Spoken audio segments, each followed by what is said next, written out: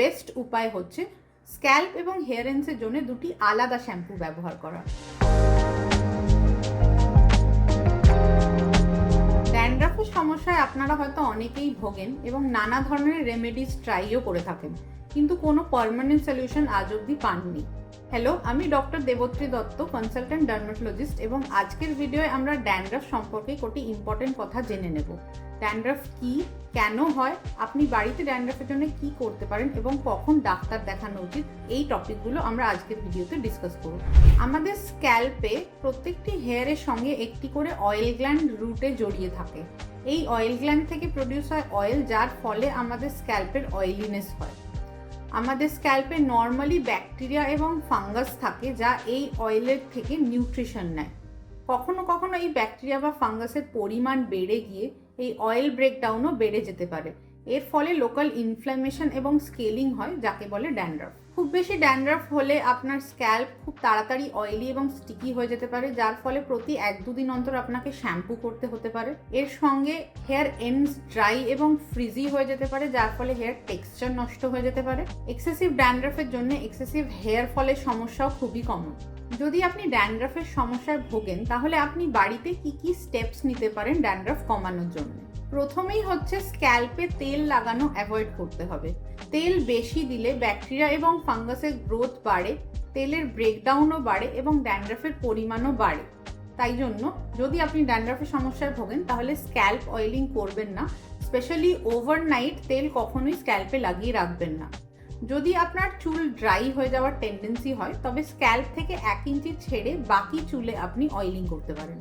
সপ্তাহে অন্তত 2 বার করে স্ক্যাল্প শ্যাম্পু দিয়ে ওয়াশ করা প্রয়োজন।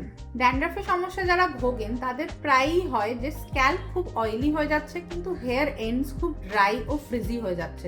তার ফলে তারা কোন শ্যাম্পু ইউজ করবেন এবং কত ফ্রিকোয়েন্টলি শ্যাম্পু করবেন তাই নিয়ে কনফিউশন হয়। এক্ষেত্রে বেস্ট উপায় হচ্ছে স্ক্যাল্প এবং হেয়ার এন্ডসের জন্য দুটি আলাদা শ্যাম্পু ব্যবহার করা। স্ক্যাল্পের জন্য আপনি ইউজ করতে পারেন একটু স্ট্রং শ্যাম্পু যা অয়েল স্ট্রিপ করতে পারে, এবং এন্ডসের জন্য আপনি ইউজ করতে পারেন মাইল্ড সালফেট ফ্রি শ্যাম্পু, যেটির অয়েল স্ট্রিপিং ক্যাপাসিটি নেই। এর ফলে আপনার স্ক্যাল্প অয়েল ফ্রি হবে, কিন্তু স্ট্র্যান্ডস নরম এবং ময়েশ্চারাইজ থাকবে। অ্যান্টি ড্যান্ড্রাফ প্রোডাক্টস ইউজ করলে অনেক সময় হেয়ার ড্রাই এবং ফ্রিজি হয়ে যেতে পারে, সেই জন্য শ্যাম্পুর পরে কন্ডিশনিং করাও প্রয়োজন।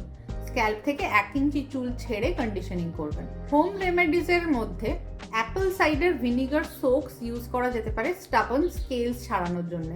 যদি আপনার মাথায় খুব স্টিকি স্কেলস হয় যা আপনি চিরুনি দিয়ে ছাড়াতে পারেন না, তবে অ্যাপল সাইডার ভিনিগার কিছুটা ডাইলিউট করে মাথায় কিছুক্ষণ লাগিয়ে রাখতে পারেন। এতে স্কেলসগুলি লুজ হয়ে যাবে এবং পরে আপনি হোয়াইট টুথ কম্ব দিয়ে আঁচড়ে এই স্কেলসগুলি বের করে নিতে পারবেন। স্ক্যাল্প যদি খুব অয়েলি হয়, তাহলে আর্গান অয়েল বেসড শ্যাম্পুজে ভালো কাজ হতে পারে। Over the counter anti dandruff shampoo কেনার সময় যে ইনগ্রিডিয়েন্টসের আপনি খোঁজ করবেন তা হলো জিঙ্ক, পাইরেথিয়ন এবং সেলেনিয়াম সালফাইড। এই প্রোডাক্টসগুলির অ্যান্টি ড্যান্ড্রাফ এবং অ্যান্টিফাঙ্গাল ক্যাপাসিটি আছে। কিছু লাইফস্টাইলের প্রবলেম থেকেও ড্যান্ড্রাফ বাড়তে পারে, যেমন বেশি unhealthy diet, oily food, junk food খেলে ড্যান্ড্রাফ বাড়তে পারে, বা মেটাবলিক সিনড্রোম এবং হরমোনাল প্রবলেমসের জন্য যদি ওয়েট গেন হয়, তাতেও কিন্তু আপনার খুশকি বাড়তে পারে। এই ধরনের প্রবলেম হলে সেটির ডাইরেক্টেড ট্রিটমেন্ট করা উচিত। যদি আপনি হোম রেমেডিস 6 সপ্তাহ বা তার বেশি ইউজ করে কোনো ফল না পান, তবে ডাক্তার দেখানো উচিত। যদি ড্যান্ড্রাফের জন্য খুব এক্সেসিভ হেয়ার ফল হয়, তবে ডাক্তার দেখানো উচিত।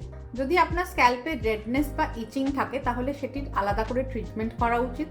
যদি আপনার dandruff through out the year chronic থাকে, শুধু শীতকালে ডেভেলপ করে এরকম না হয়, তাহলে সেটিও চিকিৎসা করানো উচিত। যদি আপনার ড্যান্ড্রাফে ফাইন হোয়াইট পাউডারি স্কেলসের বদলে বড় বড় ইয়েলো টাইটলি অ্যাটাচ স্কেলস হয়, তবে সেটি নর্মাল ওভার দ্য কাউন্টার রেমেডিজে ঠিক করা সম্ভব না। যদি আপনার ড্যান্ড্রাফ স্ক্যাল্প থেকে বেরিয়ে বিয়ার্ড বা eyebrows areas, behind the year বা সামটাইমস ব্যাক এরিয়াতে এফেক্ট করে, তাহলে সেটির জন্য প্রপার মেডিকেশনস দরকার। ড্যান্ড্রাফের জন্য কী ধরনের ট্রিটমেন্ট ডক্টররা সাজেস্ট করেন? ড্যান্ড্রাফের ফার্স্ট লাইন ট্রিটমেন্ট হচ্ছে অ্যান্টিফাঙ্গাল শ্যাম্পুস যেমন কিটোকোনাজোল। এগুলি ওই ফাঙ্গাসগুলির ওপর কাজ করে তাদের পপুলেশন কমায়, যার ফলে অয়েল ব্রেকডাউন কমে এবং ড্যান্ড্রাফের ইনফ্ল্যামেশনও কমে। যদি খুব বেশি পরিমাণে ড্যান্ড্রাফ হয় তাহলে এর সাথে মুখে খাওয়ার অ্যান্টিফাঙ্গাল এবং অ্যান্টিবায়োটিক ট্যাবলেটও যোগ করা যেতে পারে। খুব স্টিকি স্কেলস হলে কোলটার বা স্যালিসাইলিক অ্যাসিড বেসড লোশনস ইউজ করা যেতে পারে। খুব বেশি ইনফ্ল্যামেশন থাকলে স্টেরয়েড লোশনসও কিছুদিনের জন্য ইউজ করা যেতে পারে। যদি আপনার ড্যান্ড্রাফের কোনো আন্ডারলাইং কজ থাকে, যেমন থাইরয়েড বা অন্যান্য হরমোনাল ডিসঅর্ডার, কিছু ক্ষেত্রে ওয়েট গেন, তবে সেগুলি ডাইরেক্টেড ট্রিটমেন্ট করা উচিত। লাইফস্টাইল মডিফিকেশনস যেমন স্ট্রেস রিডিউস করা, oily junk unhealthy food avoid করা, সুগারি ফুড অ্যাভয়েড করা, রাত্রে ভালোভাবে ঘুমানো, রেগুলার ফিজিক্যাল এক্সারসাইজ, এইগুলিও কিন্তু ড্যান্ড্রাফ কমাতে হেল্প করতে পারে। অনেক সময় আন্ডারলাইং আয়রন বা ভিটামিন ডেফিসিয়েন্সি থেকেও ড্যান্ড্রাফ হতে পারে, সেরকম কিছু থাকলে সাপ্লিমেন্টসের প্রয়োজন হতে পারে। মনে রাখবেন, ড্যান্ড্রাফ কিন্তু একটি ক্রনিক সমস্যা এবং এর কোনো পার্মানেন্ট সলিউশন হয় না। ডক্টর দেখিয়ে বা মেডিসিন ইউজ করে যদি আপনার ড্যান্ড্রাফ আন্ডার কন্ট্রোল এসে থাকে, তাহলে তারপর আমি যেগুলি বললাম এই ধরনের রেমেডিজ এবং লাইফস্টাইল চেঞ্জেস করে আপনি আপনার ড্যান্ড্রাফকে মেনটেন করে রাখতে পারেন। স্ট্রেস বা সিজন চেঞ্জের সময় কিন্তু এই ড্যান্ড্রাফ আবার এক্সাজারবেট করতে পারে, সেক্ষেত্রে অবশ্যই ডার্মাটোলজিস্ট দেখিয়ে প্রপার চিকিৎসা নেবেন।